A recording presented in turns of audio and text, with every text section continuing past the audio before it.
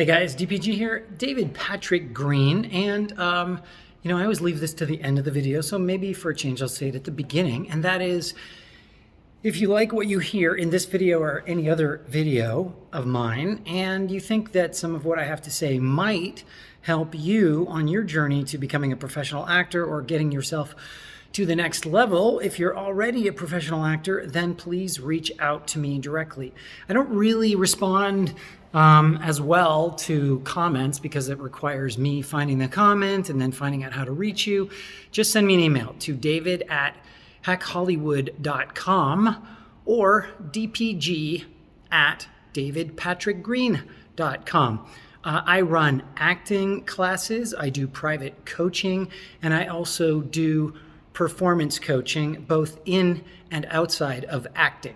So I work with individuals who are climbing the corporate ladder, as well as corporations and organizations themselves, like the Directors Guild, like the Actors Unions, and big telecommunications type companies, as well as smaller companies. So today we're talking about some advanced stuff that I work on with my advanced mastermind level people. And these are people that have been in the game, so to speak, for quite a while, and they've achieved a certain amount of success. They definitely have the talent. I think they even have the understanding of what it is maybe that they need to do, but for whatever reason, there are some blockages, some holes in what they are doing. And, working together, we are able to talk about those things and help break through them to get people to the next level and the next level and the next level. And it's really fun, but I just wanted to pass something along to you today. And that is, this is a really key concept that anybody can use, no matter what stage you're at. And that is how to expand what comes out of any particular opportunity, okay? Because most of us are so caught up in the moment or what we are doing in that second, we never take a step back maybe after it happens or even before going into it, what we could really make out of it. And that's what I'm talking about, okay? It's expanding the possibilities, because literally for every event that you enter into and any transaction you enter into, the possibilities for expanding that into something amazing and limitless are limitless. So let me give you an example in my own life. Way back when I was just getting started and I couldn't really find a way to book anything professionally. I couldn't get an agent, couldn't get auditions, really. I was just stuck and I was ready to give up. And I started to help out a couple of people. I helped out at a production office, and I also helped out at a casting office. And okay, so listen to the whole story. Don't just go, oh, I'm going to run out and go help out at a casting office. You could do that, but it's a concept that I want you to grasp.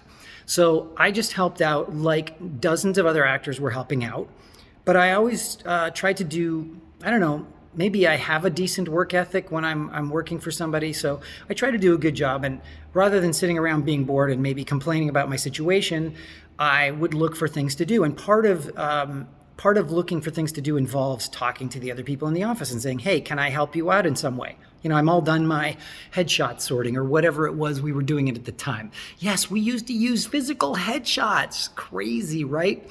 We had paper cuts and we had to put them in envelopes and stacks and piles, A-list, B-list, la, la, la.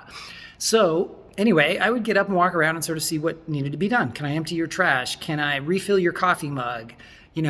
Is there anything else you can think of that I could do for you? And by doing that, I started to get to know pretty much everyone in the office. Some people warmed up to me, some did not. But, what are you going to do? That's on them. They like me, they don't like me, whatever. So, after some while, still not really known by name by the major casting directors of the office, and this was probably the biggest casting office in the world at the time, in terms of the quality and the number of shows and movies they did. I just decided to, I saw a role come along and, I should back up a little.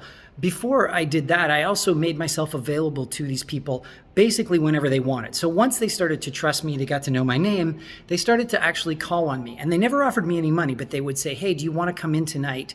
It's pilot season, we're really busy, and help sort headshots, do whatever. Because, they would only trust a few people to that, right? Because they didn't need an office full of staff. They just needed a few people to do a few key things that they trusted. So they would invite me to come in at night, and then they started inviting me to casting sessions where I would set up the camera and introduce the actors. A lot of responsibility. And I was meeting tons of, celebrity level actors and introducing them. And I would, of course, meet them in the hall, and I'd be like, oh, hey, how's it going? And introduce myself. My name's David. What's yours? Even though I knew what their name was. And because you don't know what somebody might want to be called, right? So this is all part of it, is how you handle yourself with people. So I would always try to be as considerate as possible and never make assumptions. And so they gave me more and more responsibility. So at some point I figured it may be safe to just see something that I thought I was right for and test the waters. So I saw something I thought I was right for, and I tested the waters. And nothing really happened. It was kind of crickets. I kind of made them aware that I was interested in doing this, and I did it in a very cute and charming way. I actually pretended I was the role in the office one day, for half an hour. Nobody caught on except the one guy who I didn't think would catch on, because it was a serial rapist with a foot fetish. And I thought all the ladies would catch on because I was commenting on their beautifully pedicured toes, and none of them did. They just thought I had good taste in toenails. But the guy noticed. So anyway, the next thing I know, I get a call at 11 the following morning from the head casting director saying, hey, do you want to read for that part? And I'm like, hell yeah. Okay. And I'm thinking she's going to go, okay, tomorrow or the next day. She goes, okay, well, what time is it? 11? Yeah, be here at 1. And I'm like, what? Now, if I really owned my space, I would have said, that's not enough time. Can I come in at a different time? I would have tested that. I would have pushed a little. I still would have gone, but I would have said, I need a little more time.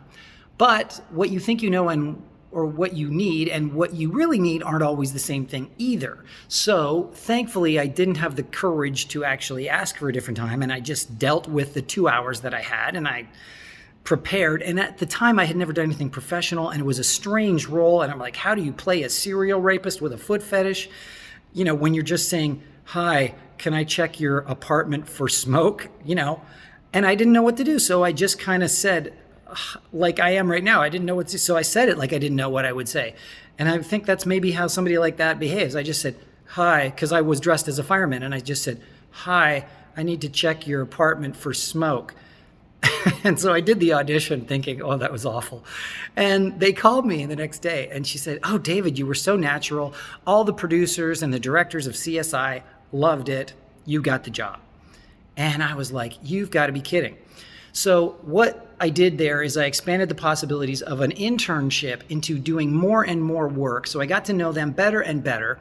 And eventually that led to me saying, hey, do you know I can also act? And you can just add in your own word there. Do you know I can also whatever? If you see something that you can do, whatever your situation is in life, whether you want to be an actor, a director, a producer, a doctor, a dentist, a lawyer, a shoe repairer, a cobbler, a carpenter, if you see opportunities to help people out where you get to demonstrate some skill of yours that's going to help them, by all means, please suggest it. And not only don't stop just with the people that you know, but if you can help somebody that you know, you can also probably help people you don't know. So then it's up to you to start looking for people that could possibly use what you have to offer. Introduce yourself to them just like you would at a party. Hey, how's it going? I know a little bit about you, and I thought I'd introduce myself because I have some things that you might find useful. Would you like to talk? And you're going to hear no a lot, but who cares? Because this is your journey, and you win every time you do something because you get something back, right? Even if somebody says no to you, you now have the kernel of a relationship with that person. They know you now, and they know that you didn't kill them or pose them any danger. And honestly, that separates you from 99% of the people on the planet that they don't know might want to cause them harm. So you're already on your way into the friend zone just by saying hello, offering something, and being told no. Okay? So that's my concept for today, is try to expand the possibilities. Get your foot in the door in the most innocuous way you can by suggesting something of familiarity to somebody, and then expand on it. Use your own imagination. Sometimes you'll overhear them talking and you can just say, I could do that. Or you could say, hey, do you have any people helping out, volunteers, interns, etc.? Because this is what I can do. This is how much time I have. And yeah, what do you think? What do you think? Right? Just be cool and casual. Don't make this life or death so that you're freaking out. You've got to be cool about it. Otherwise, you'll make them feel, if you're awkward and uncomfortable, you will make them feel awkward and uncomfortable. Okay, guys, that's it. Expand the possibilities. Let me know what you think. And if you want to work together, go back to the beginning of this video where I left my email addresses. I will talk to you soon.